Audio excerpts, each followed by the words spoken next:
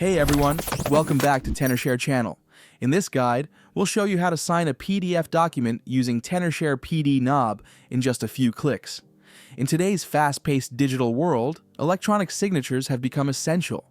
From contracts to application forms and official agreements, signing e-documents is now the norm. That's where Tenorshare PDNob comes in. It makes signing PDF documents quick and effortless. No need to print, sign, scan, or fax. With just a few clicks, you can add your signature and send the file right away, saving you time, paper, and hassle. Apart from signing PDF documents, Tenorshare PDNob has a lot to offer when it comes to working on PDF documents. Let's see how easy it is to sign a PDF document with Tenorshare PDNob. Simply download and install it using the links in the video description below. Launch the application and you'll arrive on this interface. Click on Open PDF and use Windows File Explorer to locate and open the PDF document. As you can see, the document is opened up. At the top here, you can see a lot of tools to work on any PDF document. Simply head over to the Comment tab and then locate the Pen tool to add a signature. Click on Create, and in this window that will be opened, there are three options to add a signature.